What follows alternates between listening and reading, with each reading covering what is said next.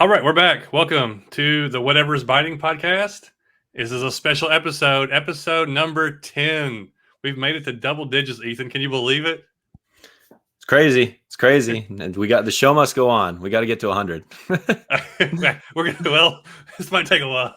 We our last two probably took 3 months to do, but we're back. We're back on track, and I'm not gonna give a time frame anymore. It's just whenever it comes out, it comes out. I was trying to do like a certain date, but we try to do once a month. And if you are listening, real quick, on the Apple, Spotify, Amazon, or iHeart, or on YouTube, we appreciate it. We had 183 downloads through the podcast platform. So there's people out there watching them on the podcast. Appreciate y'all watching that. Of course, you might be listening or watch. If you don't watch it, you can watch it on the YouTube channel, which is I'm John, and this is my channel, Creek Fishing Adventures. But I'm also joined by Ethan. Hi there. I'm Fish Anything here on YouTube, but I don't have a different podcast or anything. So if you're listening via podcast, then you won't find Fish Anything there, or I don't know what it is. Yeah, this is our joint podcast. So we got a lot of stuff to cover today, and we're probably just going to get in and start talking. I had a tournament.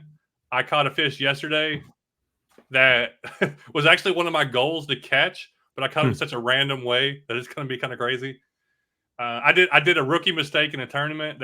We'll talk about that. But I say let's get right into something a lot of people have been asking about, Ethan, and it's really close to me. It's the flooding that happened a couple weeks ago now, but also there's a hurricane going on, and the flooding in eastern Tennessee mountains and western North Carolina. It wasn't. Let's see here. I barely got affected by it. We got some rain. And all we got was a lot of water come down the Tennessee River from the flooding. Now, I watched a lot of videos. I don't know if you watched a lot of videos on it, but there's a couple towns, and it is so crazy. If you've been to like these mountain towns, it's like I don't even understand how it floods because everything's on a hill. But so much water came down, it just washed away so much. There's one. I saw one video. It was a place that me, Josh, and Alex had kayaked.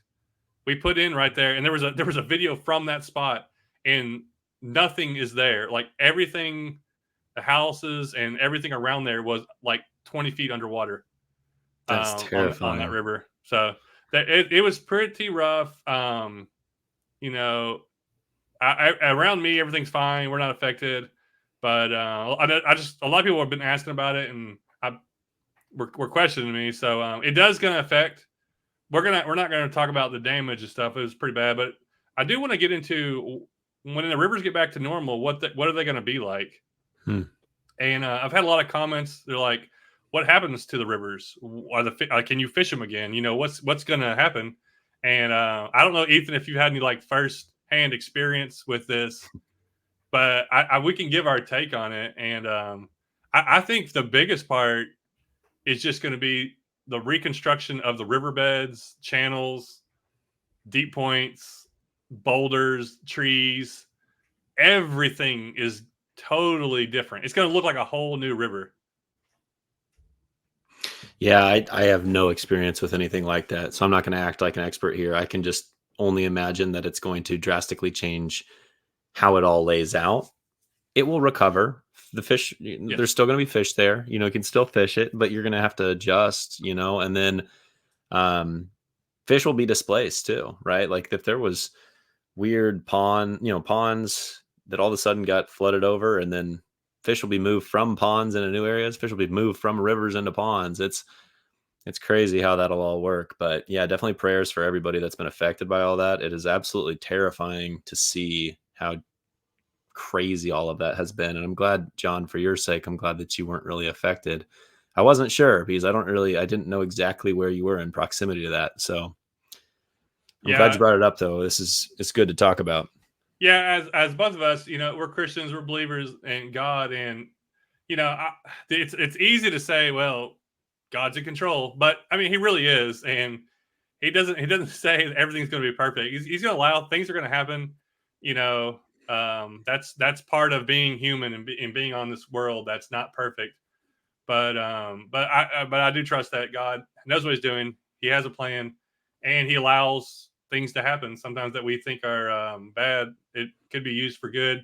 It was definitely that community rallied around each other. There were so much people helping each other out. It's sometimes it's like a boost to the human person just to see people being kind to one another. And it's like every time something tragic happens, it's horrible, but it's like we all turn back to like, you know what, let's care for one another.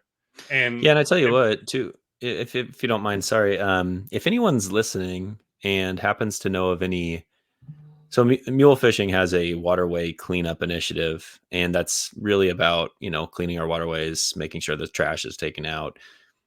I've used that to donate to organizations like Living Lands and Water, as well as American Rivers. Both do wonderful things for our country with regards to just cleaning up waterways. But if anyone knows of specific causes as it relates to this situation, please reach out to me directly. You can DM me on Instagram. You can email me, because I would love to hear more about that. I'm willing to stray a little bit from cleaning waterways, but something that's waterway related and something that just helps clean up those communities. If you have any recommendations, please send me that. Sorry to cut you off there, John. I just want to make sure I throw that pitch in there. That's good. That's good. Yeah, and I know that a lot of people have been giving. I mean, that's what we always rally around and give. Like my church, we gave. I mean, I know other churches that were affected. Like I know the people that their areas got help. So our church has taken up a couple, 2 or 3 gift love offerings and like has sent it to other people. We got one this Sunday for another church, and then some of them like goes to the community. So there's always ways to help out with that. But as far as the rivers and like the fish, this has been happening for ever since the world has been here, and since the Ice Age. So like they're gonna get back. I mean, it might take a year or two, but it's gonna get back there. The fish are gonna be there. Like there's always gonna be little fish left over. It's not gonna just wipe everything out. I do believe that it wipes out. I do believe it moves a lot of big fish, probably kills a lot of fish. Oh, I'm sure. But that just gives room for new fish to grow faster sometimes. So it can replenish like a forest fire can be great for the environment to clean things out. So I just think it's going to be very interesting to see. Like I went to a creek yesterday, and there was a log jam. Like if you follow me on Instagram, Creek Fishing, I saw that. You'd see this. So, but there was this like I couldn't show the whole log jam. It was so big. Like it wasn't only like 30 foot tall. It was 60, 70 foot wide and probably 50 feet deep of logs piling up. You couldn't even see all of them. Like it didn't even show up in the video. But some of the trees were probably 5 foot in diameter. Like it was massive. I was like, somebody's gonna have to come to clear that out, because if that ends up like right now, it wasn't stopping the water was going under it, but if it ends up like start backing up water, that's going to be a big problem. But all these giant logs just rested against the pillars, and that's now you can understand. I just saw that, and that wasn't even in the flooding area. That wasn't even in the area that got flooded really bad. Imagine all that washing downstream and just taking out a bridge. Like it's crazy how much power the water can move. But I do think a lot of people are worried about the water. I think it might be next year, and you might go there, your spots, and be like, hey, the fishing ain't as good as it used to be. But it should, I bet it recovers really, really quickly. And that's usually what happens. But let's move on to, let's go ahead and cover our last fish. Let's talk about that. What was your last fish you caught? What'd you catch it on? And when was that? Well, I did technically sneak out for a couple minutes today, and I caught a little perch, but I'm not going to count that just because I mean, it was so basic. Right, well, that's the inside stuff people want to know. Like, okay, sometimes you just get out for a little bit and catch a couple fish. It doesn't have to be a video every time. But yeah, that's go fair. ahead. That's fair. So I'll share. I threw a drop shot. I caught a little tiny perch. I was actually just testing a rod that I got. Today I'm going to show and tell a rod, but the one that I was testing is another one altogether. I need to stop. I really do. I need to stop with the whole ultralight rod thing, but I just keep doing it. But I'm excited. Honestly, some of the ones that I'm playing around with right now are really exciting because I just feel like they're great. The ultralight game is really changing. A lot of innovation, a lot of different rods coming out. Just anyways, sidetracked there. The last meaningful fish I caught was in my last kayak fishing trip, which was honestly like 2 weeks ago. I want to say I didn't get a chance to get out since then, but I'm planning to get out in like 2 days. So thankfully, the end is near. But it was funny. I was buzzing my way back in, and I decided I'll pick up my bass rod for a while, and I'm gonna try to catch some bass. And I think I caught like one, but then at the end, my chatterbait gets rocked, and it just absolutely torched me. It was a big dang old catfish. I don't know what it is about this body of water, but I just catch so many catfish there. And no matter what time of year, no matter what I'm doing, they just eat everything there. And it's fun, but it's also like, can I just catch the target species? Because I'm just going to kind of do all my stuff right now, John, if that's okay. Last time I Yeah. told you that I wanted to catch some crappie. Right. This was that trip. I went to a place that has a lot of crappie. Historically, I do a lot of really good fishing for me at crappie. I think it was just a little bit late in the season and the fish had moved. So they weren't staging in the areas I typically find them. And I just could not figure out where they went. So anyways, I did not unfortunately catch really any crappie. I did catch other fish, including that giant catfish, but yeah, it was kind of weird. I don't know where they went. So maybe you can tell me what the heck crappie do once they move away from their summer pattern into their fall. Yeah, I was talking to Chris today. I met up with him. We fished a couple minutes, and we were talking about crappie. And that's one of our goals is to try to make crappie fishing videos because they usually do really well in the fall. Like that gets views, but I don't know. I would love to be able to like know anything. All I know is they move around in the fall, and I guess in the summer they're just deeper than normal in areas. Yeah. But that's I'm funny wondering. because Yeah, I'm wondering if they were offshore somewhere and just like suspended, chasing bait somewhere. I usually they're really related to these docks, and I can find specific docks that have a type of water on them, and they do well in the summer. They just stage there all summer, and they just got off of that. So I'm thinking they must have been over open water somewhere, and it's too big of a lake. I couldn't have figured it out in the kayak. that's funny because yesterday when I fished, so I fished today. But first off, so yesterday I went to a new creek, um, that where that log jam was. So that log jam's like so the water had to have been up 20 feet. I mean, or 10 feet at least to move those logs. I go to this creek and I catch like 10 rock bass, and I'm trying to get around this tree, and it's probably 4 foot of water, and it's pretty clear, but not like super clear. And I'm like, I'm just trying to. First time ever being there, I'm trying to get around this like tree that's in the water, and it's muddy on one side. So I'm like, well, I'm just gonna walk the tree and then try to get in front of it. And I tossed my lure like right in front of me, and something smashes it and like flashes, and I miss it. I'm like, what was that? So I throw back in there, and it does it again. I'm using a Nico leech as a 5 inch, like or a 4 or 5 inch lure. I throw back in there, hook it. It's like 11-inch white crappie. I never catch crappie in like that style of creek, and this is like a small, tiny river, big creek, flowing water, gravel bottom, like smallmouth fishing.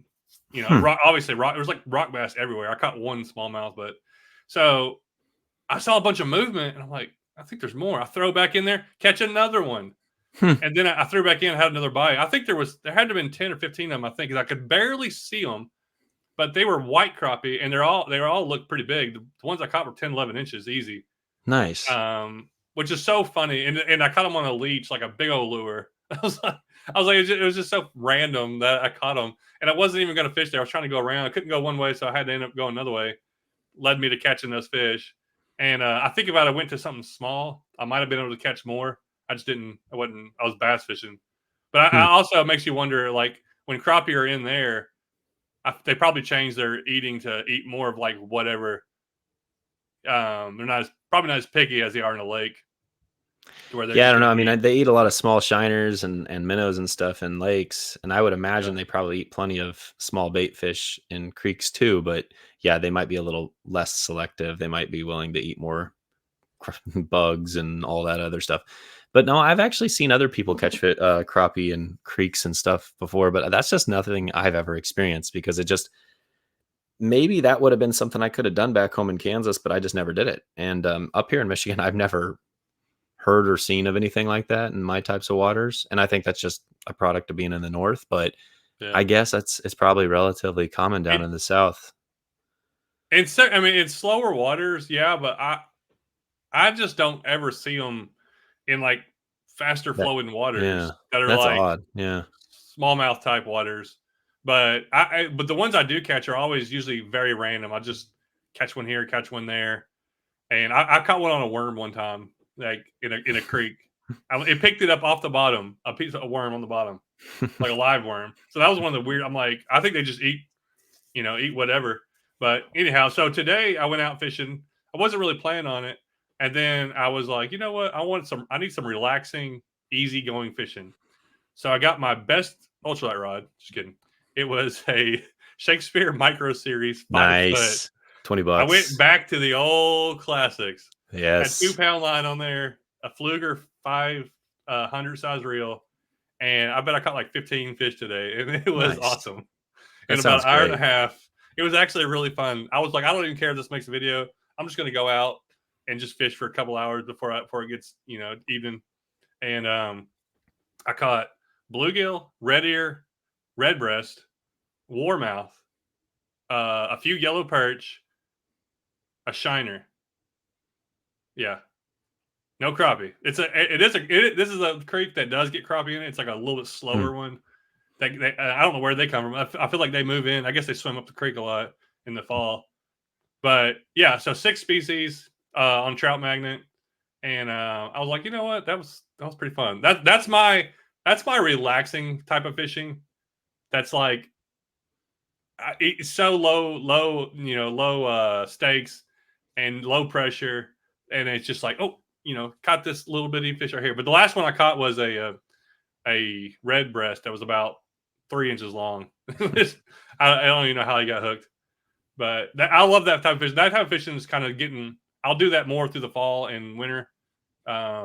Just going and catching more sunfish. I feel like. I think they congregate a little bit more and kind of Hmm. bunch up a little bit more, where you can just go and catch them. Sometimes in the summer, I can't even catch bluegill. Like it sounds so easy, but sometimes I'm like, I can't get them to bite, or they're so spread out. I'm like, I can't find them. See, that's funny because I actually find this time of year one of my more challenging for bluegill. It's Huh. like I find that in the fall, it seems like I'll get out there and I might hit this weird time frame where it's like the bluegill are just non-existent. And you might wait a week and all of a sudden they're there again. But it just feels like they have a weird transition period. At least that's been my experience. Is like they'll be there and then for a week or two I don't catch a lot of them and then they're kind of back. And I'm not sure if it's just that they kind of get lockjaw with changing water conditions as their body's acclimating to different dropping water temperatures. I'm not sure, but it's something that I've kind of noticed is last couple of years, and I hit windows in the fall where all of a sudden the bluegill just seems like it's just way slower. And usually I figure them out after a while, but yeah, I haven't really caught that many bluegill the last couple times I've been out. That's something I've been thinking about recently. I never go out on my lake bluegill fishing. If I go out in the lake, or I always just bass fish, but I'm like, I kind of want to go out and do a little bit of pan fishing, see if I can find some. Um, and if I come across them, like when I'm just normally fishing, I'll fish for them. But I hardly ever go out and just target them. Hmm. But I do want to do that more. I need to make myself do that and just go. And somebody was telling me we were talking about doing some live streaming. I got a lake that has a lot of different fish in it, and it's got real good cell phone service. I've been thinking about trying to do like a live stream where I just like set That'd be everything really up. cool. Like if I find, especially if I find some fish, I'm like, all right, let's just set up. Let's just start doing live stream, and just like fish for a couple hours or whatever, 2 3 hours. I don't even know. Just let it roll. Let it roll. See what happens. I mean, I don't know what the worst can be is I don't catch anything nobody watches, I guess. But Yeah, I need to. you can still I've been wanting to chat, try. hang Yeah, out. Yeah. I did a uncut video the other day. It was like an hour and a half fishing a creek where I tried to talk the whole time, and just keep. And I end up catching a bunch of fish. So there was action going on. I'm trying to like. I have I'm thought trying about to that. mix it up. Yeah, I've thought about the whole uncut thing. I know that some people do it, and it sounds like some people really like that. I just feel like We I don't know. I struggle with it. I feel like I'll go in dry streaks, and I don't know how to just. I feel like I'd be bored if I was watching, but I've seen I should Ethan probably fish. try that. Ethan can talk the whole time. I don't think there's. Ah, I think that's the main thing. Just talking and just explaining what's going on. Why are you moving? sure. What's going on? I just think there's a market for that. I know a guy down here that does a lot of that, and he does really good with it. I got a little bit of a cough, but You let's see here. always What have a cough. I feel like COVID-19 turned into 20, turned into 21, 22, 23, 24. that, COVID that is 25 true. next year. I'm Come gonna on, go get it John. checked out. It's definitely the weather's like already getting colder. As soon as the weather gets cooler, I like start coughing a ton. Hmm. So, Take but care of yourself, man. Come on, we need you.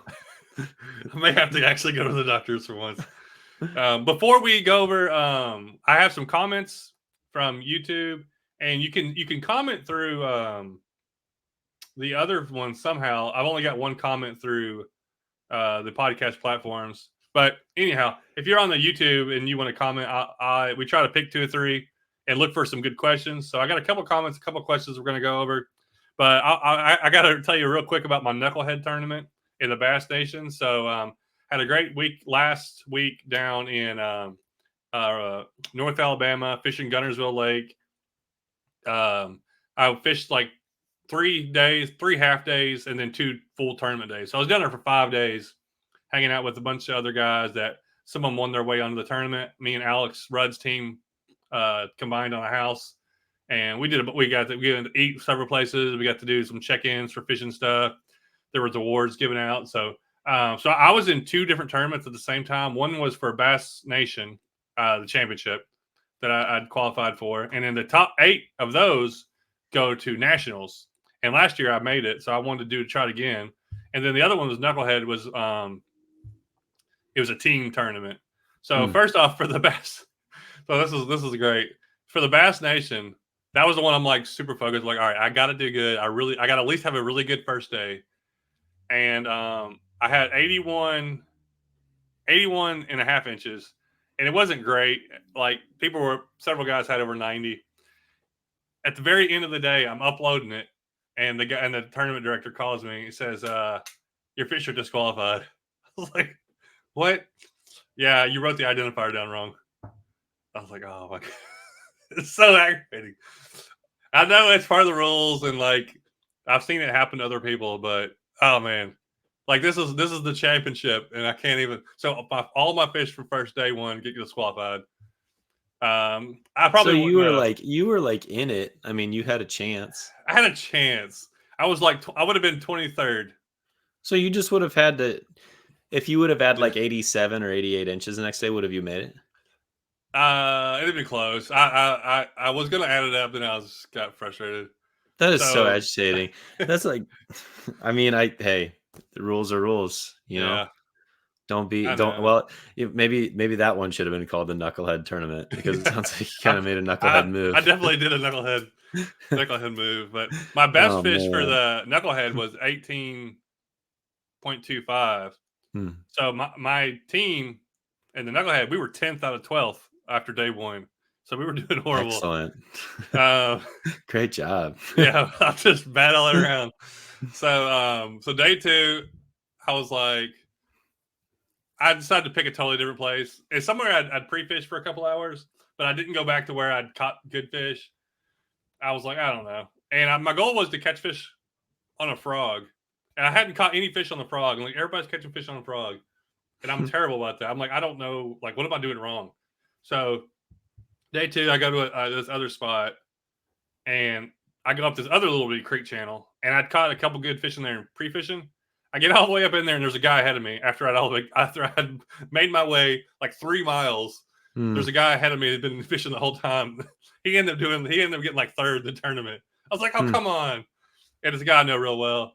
So he beat me to the area, caught the fish. But so on the way out, I'm throwing like a frog. It's you got little legs that kick like a rubber, like Oh, a okay. trailer type frog. Yeah, And I'm yeah. just throwing it weightless. what's the brand? I forget the brand. It's a real Like common a brand. Stanley? Is it No, Stanley not Ribbit? Stanley. Buzz Toad. Zoom Horny Toad? Yeah, Zoom Horny Toads. Yeah.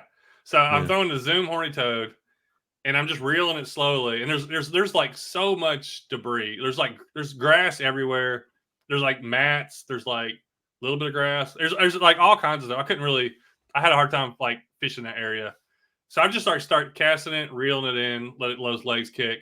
And then next thing I know, doosh, doosh. I'm getting all these hits, missing them. But Ah, I had John. fun. I ended up catching I probably had 15 blow ups, caught like 8 or 9 of them, which Okay. was pretty Well, fun. that's not too bad. It was fun. Did you have a bait that you could follow up the blow ups with, like a yum dinger or something? I tried, but like a lot of stuff's so thick you can't throw nothing into it. Oh, gotcha. So it was just too thick. Yeah, and then if it was in the open, like I would throw back, and I usually wouldn't get a bite. But I caught a 17 and a half was my biggest, but I caught a bunch of small ones on it, and I figured out like what rod I like to use, and like a kind of little different setup. And that was really fun. So I did enjoy. It finally got on like a rhythm where I was like finally getting some good blow ups and having some fun with that. But yeah, but our team came up to 5th, so we moved up to 5th. Didn't get anything. I only had like 75 inches that day in that area, so I would have ended the other tournament like 30th or something like that. But anyhow, it was a good learning experience. I'm glad I went somewhere new. Since my first day was ruined, I didn't go back to where I like was comfortable. I went somewhere new to try something different, and it was a good way to push me to do something different. So I am like I was like, you know, I was kind of glad I would never got on that frog bite and learned kind of that kind of stuff. But anyhow, that's tournament fishing. You never know what's going to happen. You have any more tournaments coming up, or is that pretty much it for the year? Well, that was the biggest one that I'm going to be fishing. So, but our tournament season starts next month or this month actually. I got one on it starts back up already. Yeah, we don't have an off period because we can fish all year. You Southerners, yeah, real nice. Must be nice. I have one on the 26th. It's actually on my lake here, so I only have to drive like 20 minutes. It's gonna be nice. Well, and then I feel we have like one you once need to a go month. win it. I think you need to go win that next one and redeem yourself. And make sure you write down your identifier properly. I have been doing terrible. I've been doing worse and worse in tournaments. Like the first year I started, I won like 2 tournaments of my local group, and then I won one the next year, and then the last 2 years I don't even know if I've gotten second. I'll get like 4th, 5th all the time, so like that. But I blame it on everybody with motors now and electronics, and just that little bit of advantage, I think really helps. Come on, you can beat them. It's true. You can beat them, John. I can win. I can, but if somebody else has a motor or something that allows them one bigger fish than they would have normally, or 2 or something like that, that just it makes a big difference. Plus, I gotta have some kind of excuse for me. Yeah, that's all I'm hearing is excuses out of you. I'm good at that. All right, let's. We got some comments and a couple questions here, and let's I'll read them off to you. First one is a comment from River Fishing with Frank.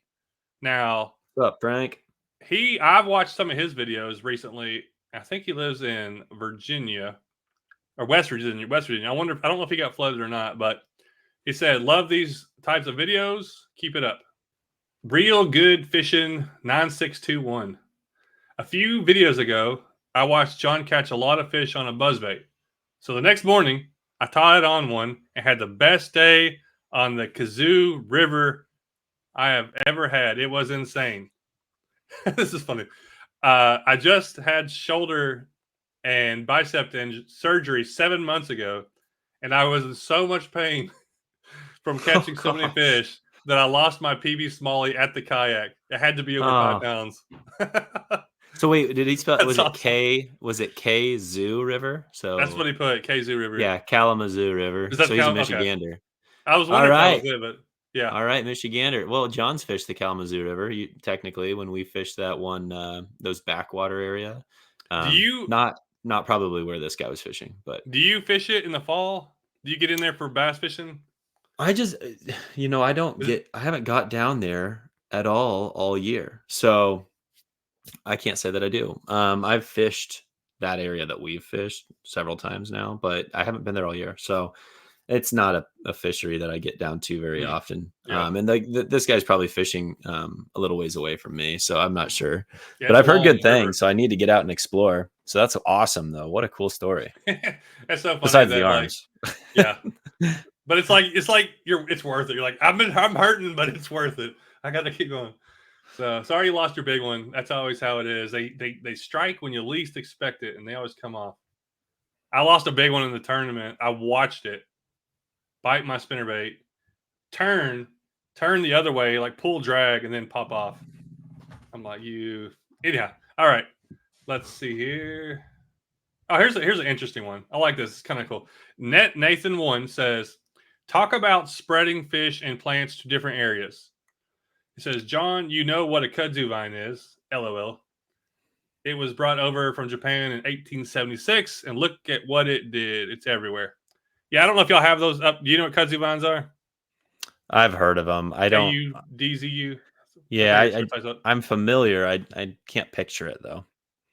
So they're everywhere. You like it, they brought them for erosion Yeah. resistance. They put them on the side of the roads and over like hillsides where they've cleared stuff off. And there's like it just grows and grows and grows, and it'll just take over and just keep Hmm. on And growing. it just chokes out native plants, probably. Yeah, it's all kudzu vine, this whole hillside, and nothing else grows in there once they're there, unless you cut it back. I didn't realize 1876. I knew it was brought over, like because around where I've always lived, we in Kentucky, Tennessee, it's everywhere. Hmm. You'll see it. You'll see like just big hillsides of it, especially around roads wherever and it does good for what they want it to do, but then it just takes over and keeps on growing. But same thing, moving any kind of thing that's non-native to an area always has an effect on the Correct. natural whatever's there, to the native species. So Yeah. that's something. I mean, I would have when I was a kid. I'd be the guy to catch a fish and move it somewhere, thinking it was doing something. I was doing something awesome. I would have never known. Yeah. That's where it's hard to yell and be bad at people because it's just ignorance. Like you think they're doing something fun. People that move these fish, I know I doubt anybody's doing them out of spite, but just bringing awareness to that is important. We're Yeah. having a big trouble with smallmouth in Tennessee right now, just um, being crossbreed with spots and everything. Oh yeah, smallmouth in a lot of areas throughout the country are not natives, not non-native fish, and they've totally changed the dynamic of the fishery. I mean, look at then there's common carp. I mean, you think a lot of people I think probably think carp are native. They're not. They're from Europe and Asia or wherever the heck they're from. Um, and I think in Europe, I want to say like Polish people, really like they were like a delicacy kind of, and so they brought them over because they, it's a good part of their culture, and then now they're everywhere, and they probably don't do great things to a lot of bodies of water because they're not really meant to be here, and then they potentially outcompete some of the native species. So brown trout, another one. Brown trout's not a native trout. We've got native trout, but that's not one of them, and so that can impact brook trout population. So it's just there's so much about this, and that's just fish. You talk about plants. Plants is Oh probably yeah, worse than fish, I have and no then idea. plants then have an impact on the insects and everything else, the entire food chain. It's crazy. I mean, honestly, I would love to hear like biologists talk about this because it's just fascinating. It's also sad, but it's fascinating. Like zebra mussels and Oh what are my those gosh. ones in the ocean? Lionfish. Oh yeah. There's just so many things. Oh, the ocean one boggles my mind though. How the heck do fish? How are they? Yeah, How does that it's work? all Isn't the connected. ocean just like all together? Like, Yeah, I mean, obviously they're not swimming all the way across the ocean, but it's just weird. It's kind of weird to think about. yeah. It is. It is kind of like, well, what is it? why is this, why is this fish not here? Why is this fish here? And then why is it now that it is here? How's it living good? So it's so funny. But yeah, you can go on forever, and most people go down the road of getting mad about it. And I'm like, I mean, I'm not gonna get it's happened, and just try to do. You're still gonna live your life and do normal things, but just try not to It's be. been going on forever. I mean, Yeah. people have been moving animals around forever. That's what. Let's get rid of horses. Horses are not Uh, even here. I say I we mean, get a rid of all the lot. horses. Exactly. Lots of animals aren't Yeah. meant. I mean, again, stuff's going to adapt and change is what's going to happen. And in some cases, it's not probably good. In other cases, we'll be fine. Yeah. That I know people that get this the wolf thing out west. It's like a huge like hot topic where people are like outraged from either that we're managing wolves or that there is wolves. We're putting wolves back in areas. It's like Well, I don't know. imagine, I don't think there's a balance. Like you can't. yeah, I don't like know try what to the play balance devil's is. advocate. Like on one Yeah. hand, you're like, oh, like the wolf, like this is where it's naturally occurring. And like, who are we to stop that? And then on the flip side, let's pretend that you're a cattle rancher and you're trying to raise cattle to go to market and sell as beef, and you're trying to provide for your family, and wolves keep taking down your cattle, and you're losing money and losing your livelihood every single time that happens, and people Yeah. say you can't shoot them. Yeah. I mean, I can understand the agitation. I guess I can Yeah. understand both sides, but I'm not going to pretend that I could play politics and figure that one out for Yeah. people. I if you the only thing, if you do look at it, like there's a reason there's no more dinosaurs. Like we're not putting like giant dinosaurs back in areas. There's a reason they're all killed out because we've taken over the areas. So, I don't know but if I could fight a dinosaur. So if they yeah, were to somehow find their way back, I think that might be the end of us. we forgot how to conquer them. Let's see here. I got a question. Yeah, here's a good question. PHO box 92. Got some crazy numbers. Okay, I wonder if you ever got tired, in quotation marks, of catching the same species around your area, and are there any bucket list species in your area that you still want to catch, or wish you could catch more of them? That's a great I question. recently saw a video for the redfin pickerel, and it was so cool to see that when you look for that rare trophy. Yeah, sometimes like the redfin pickerel. I know you caught one. Like some people don't even know they're in your area. They're in their area. But that's a cool little area. But yeah, is there something? I'll start. I guess I'll go first. I get tired of fishing the same bodies of water because I love exploration. I'm always looking for something new. Now I go back to them, but at the same time, now that I've lived here 10 years and I've made loops and loops and loops around my house and fished everything that looks interesting. Some places that are like really cool fisheries, I just don't go back to because it's like I fished them 10, 20 times already. As far as species, yeah, there's still some species that I would crappie one I would like to catch more of, and just get a good handle on them.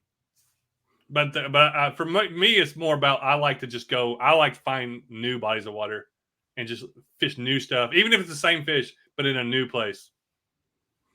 Yeah, I think it's a good question. And honestly, it definitely hits home for me. I feel like this year has been kind of tough for me because I feel like I just haven't, and I don't even honestly know what the future looks like, but it just feels like I don't have as much fishing time. And I'm not complaining about that. Like I've been spending time with my family, and that's always going to take priority, but it feels like I don't have as much fishing time. So when I do get out, they're not long trips, and I'm trying to go places. And I feel like, to John's point, I like going and trying new areas. And I just feel like I've been hitting a lot of the same stuff that I'm used to hitting. And so I feel like that's been a gap for me, is getting out and being able to truly explore. As far as other species that I'd like to get into, yeah, that's the name of the game for me. I think, as I get back to a regular cadence of fishing, whatever that might look like, I do want to kind of get back into specific goals. And I think pike is something I need to do more of. They're just fun. They're cool. They're mean. I've never caught a muskie. That needs to happen. I wouldn't say that I'm like, you know, itching to catch a muskie right now. Like I think the day will come. It's the same thing for like steelhead. Like everybody's like, Ethan, you got to go catch steelhead. You got to do that. I don't even feel like it. I don't I don't even really want to right now. I don't know why. I don't want to invest in the gear. And I'm not a huge fan of like fishing in waders. So if I'm going to do that, it needs to be like a style of fishing that I'm really excited about. If I can catch steelhead on like a moving bait, then I'm excited. I don't know if I want to do the whole like 9-foot rod with the slip float or like the float rig. That would be fun. I'm not really interested in it right now. So ultimately though, long answer, not really sure I answered it, but yes, I think I get bored of the same thing from time to time, and I definitely crave adventure and new places to fish. So hopefully in 2025 is a year where I get out and try a lot of new places. It comes full circle to my Suburban. That's why I bought it. I have a couple goals that I want to go some areas and fish. I've kind of been stagnant. I've gone new places, but it's mainly for bass tournaments. I need to go new places, just fishing, just straight up going to catch whatever I can catch. And I have a plan to do some of that this fall, maybe next spring, maybe in the winter. I may do more like Florida fishing. Like I love going down there, and I can in the winter and just catch all kinds of stuff. But Ethan, you had a show and tell. Let's go ahead and do that, and then we'll get into our challenges. Yeah. For the So month. So I did not get a chance to do a video with this rod yet, but it's something that's kind of on my list of to-dos. So hopefully in a couple days when I get back out to fish, I'll be able to do that. Bear with me. So for those of you who are just listening, I will explain to you what I'm holding up. For those of you who happen to be watching the YouTube video, you will be able to see it. But this is a Daiwa Tatula, but it's an ultralight. So if you've been watching my channel, you know that I've used the Daiwa Tatula casting and spinning rods, but those are just bass fishing rods. I also just hooked myself, so that's good. This is what is really exciting about this rod. Let me read the specs for you. 6'4", 2-piece ultralight. Lure ratings 1/64 through 1/8. Line ratings 1.5 to 4 pound. So what does that tell you? It tells you this is truly made for like ultralight applications. It has a solid tip, which for those of you who are familiar with what a solid tip means, it basically is like a carbon tip, and it makes it really thin, but it makes it really, really fast. This rod feels wonderful. Very excited to do a video with it. Definitely kind of unique, but I'll tell you what I like the most of it in those specs that I was just sharing. 6'4". I've always said, I haven't really said it in videos as much, but more like when I'm sharing opinions with people, there needs to be more like ultralights that are like 6'3", 6'4", because I feel like that's like it's just such a good length. I don't know why we kind of rounded out and we're like, everybody wants just the normal 6 foot, 6'6", 7 foot. It's all just in halves.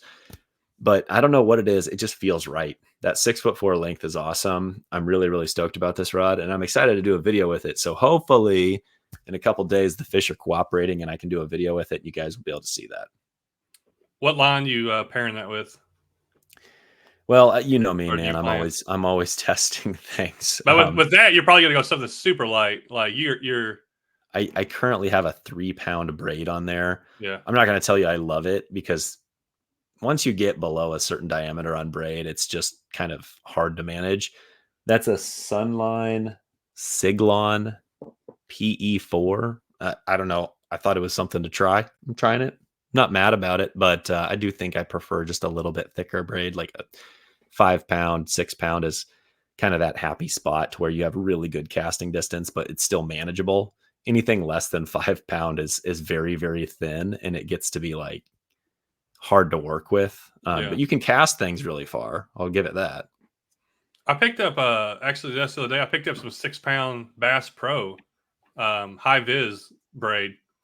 It's pretty cheap. Yeah.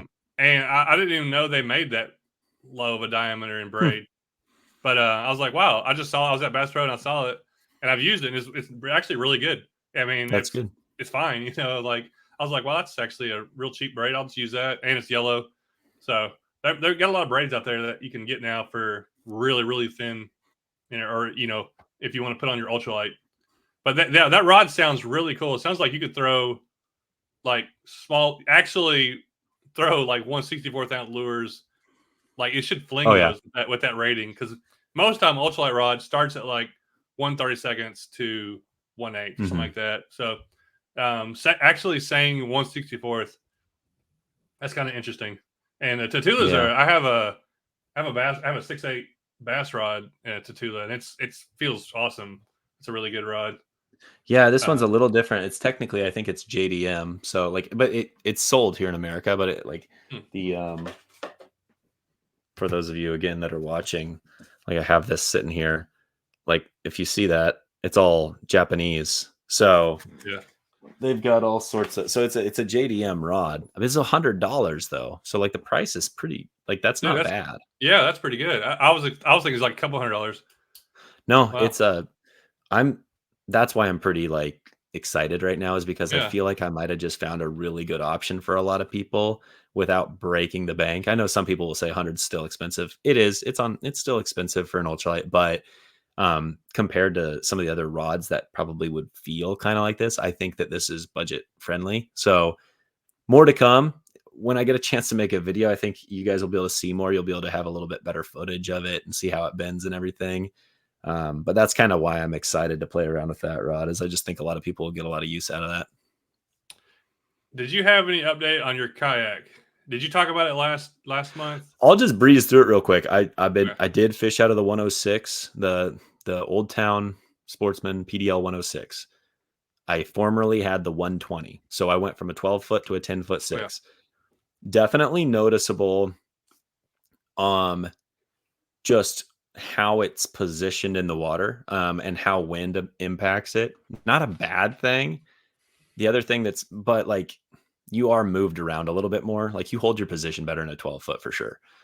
The shorter nose, my rods overhang the front a little bit more. So when I was river fishing, I felt Okay. like I might lose a rod a couple times. And that was just me getting used to the rig. That won't probably be an issue in the future, but it was just, I was being lazy and throwing my rod down, and I'm used to having more like room. Other than that, I mean, it's been pretty much the same thing. I do really like it. Excited to keep fishing out of it. How was it? How was it loading it up? Like noticeably different? Like, or did you feel like I was a It's little a bit little bit easier, or easier. just yeah? It's a little bit easier. I think, quite honestly, one thing, so Paul's made a lot of like little tweaks and upgrades and stuff. He has like an aluminum rudder on the back. And Oh, I think I'm gonna put back the plastic one on there, because to me, I just feel like it's adding weight, and I never had an issue with the plastic one personally. So, um, other than that, it's a little bit shorter, so it's a little less awkward to try to throw up top on the top of a car. So it's checking all the boxes I was hoping it would. mine. So I was in my 120 in my tournament for 5 days, and I don't know how many. I wish I'd have tracked it one day. One half of a day I tracked it. I did 4.6 miles pedaling that thing. So I'm like, I did like 25 miles or more at least, and it's I really enjoy that kayak. Such a good that old town's such a good. But I talked to his like kid. He's like 14, and he came up beside me, and he's got the same kayak with a motor on it, and he rigged his motor and rudder together where you can turn them both to turn to the steering. So you don't have to use, you can, well, he didn't have foot steering, so he's still the same steering. But I was like, I really liked it. I was like, I might do that to I might actually, I wanted to put a motor on my other kayak, but I was like, I might end up putting one on the Old Town. That way, when I'm out there, I can pedal when I'm just fishing slow. And if I want to run somewhere, you hit the motor and you run to where you want to go. Yeah. I think if Um, I had a truck, I would have kept the 12-foot. I don't have a truck, so I have to car top, and I don't have a very big garage. So those were the primary reasons. If you have a truck and you have a little bit of space, personally, I think the 12-foot is definitely, it's superior on the water. Like or at least I'm 6'6". It's noticeably a little bit more comfortable on the water. Nothing crazy though. Like I'm totally yeah. gonna be fine in the 10.6. So, anyways, I did a review between the two, and I added up everything, and it's basically it's 10% different. Everything is 10%, like from the 106 to the 120. The 120 is 10% better, 10% bigger, 10% heavier. You know, and I would say 10% more stable. And so it's really not that big of a difference, but it is a difference. yeah. For people Well, and that I've are out also there. I've been fishing out of the 120 for years, so it's like I'm so comfortable in it, and it feels like an extension of my body. I go on the 106 and it disrupts that. Like it feels the same, but it feels different, you know? And Yeah, it's like just gotta get. when you're so used to something, it's going to take some time to adjust. Again, I'm not talking about this negatively by any means. I'm just talking about it how I feel. Yeah. Hey, we are getting close to the end We here. are. If you've been listening, appreciate it. We're going to end it off. We like to give ourselves a little challenges, and so it's October. Today is as we're recording, the 12th. So almost Yeah. getting close to the halfway. Getting close to the middle of October. The temperature around me next week is going to start really dropping. We're going to have some days in the 40s and starting in the 40s, getting up into the 60s, where here recently everything's still been getting up in the 80s basically. So I was in a creek yesterday, and it was pretty cool. Like the creeks are definitely really starting to drop. The temperature is starting to come down. The days are getting shorter quick. Um, Now's the time to be doing your last creek fishing trips, your river fishing trips, because fish start eating really good usually right now. At least where I'm at. Like this is the river and creek time, even lake time. Like fish, they start just munching, eating bigger lures, eating more aggressively, and a lot of people catch their biggest fish in the fall when they're just like feeding up. How's things affecting you where you're at, Ethan? I think it's been a little bit warmer deeper into the fall this year than it Yes. typically is. So I feel like we've still got a couple weeks of solid fishing opportunity. I don't even honestly know what I want to do. I just know that I need to get on the water. So, um, yeah, I think the fishing should be good these next couple weeks, and I'm just not 100% sure what I'm going to try to do. I can guarantee you I'm going to have a couple ultralights in my hand because I've got two rods I would like to get tested by the end of the year, and get videos of the one being this Daiwa that I just showed you, and then another bonus behind me that I'll share at a later date. Which spoiler alert, I will be doing a nice ultralight giveaway probably on my Instagram here sometime before the year's through. So stay tuned for that if you guys are hoping to potentially win an ultralight. It's not a cheap rod, so I'm pretty excited about that. I'm rambling. If I'm putting a goal out there, I got to just replicate last month, man. I got to catch some crappie. I got to find some crappie before the year's through, dude. I'm going to put down our challenge is the fall fishing changes as far as I want to hear what you caught. Is it, did you catch more crappie? Are you finding different fish moving in? What's the temperature like next time we talk? How's it felt? And I want to give a report of like how what I've seen change and how the fish are acting. By the time we talk again, it could have snowed. It could have frosted. Hopefully, it definitely should be frosted by then. But like it's definitely been a warm fall so far. Do what? I hope it doesn't snow. No. I'm not ready for snow. John, I'll challenge you. It shouldn't snow. If it snows, something's crazy down here. That's for sure. Challenge for you. All right. Okay. Next month when we check in, Ooh. who knows? I say next month. It could be 6 weeks, 7 weeks. Next month when we check in, whoever has caught the bigger crappie of the two between now and then is the winner. And I don't know what we're winning other than bragging rights, but that's that. So it's got to have a picture of it on a board. Okay. Now I have to remember. I will do that. I'm going to bring my board. Like, hey, look big. Or wait. Oh yeah, no, I definitely caught a 16-incher. Yeah, I just don't. Are we going length? I could weigh it. I guess I get length. No, I'll do length. I don't have. I never carry a scale. Length. Yeah. Okay. All right. People, y'all chime in and say what your biggest one is, or if you have any questions for us, put them in the YouTube channel in the comments section. I am John from Creek Fishing Adventures, and if you don't know, that's Ethan from his channel's Fish Anything. He's going to be giving away an ultralight rod. Also has some of the best lures ever made. Mule fishing. I caught some fish on a burrow bug recently. Actually, rock bass. Yeah. Yeah, they love the burrow bug. They Oh my can't help. gosh, I watched they them. chomp There was it. like a little. You know how rock bass like get in little groups and like move. Yeah, yeah, I love that. I Yeah, watched them move into this rock. I threw in there, and two of them came out and hit. The other ones were like, "Nah, I've seen enough." I But love watching like it's really small good. schools of rock bass just all fight. Yeah. What a All weird right. Well, fish. thanks for watching. You've been watching or been listening to the Whatever's Biting podcast. Now get out there and catch whatever's biting.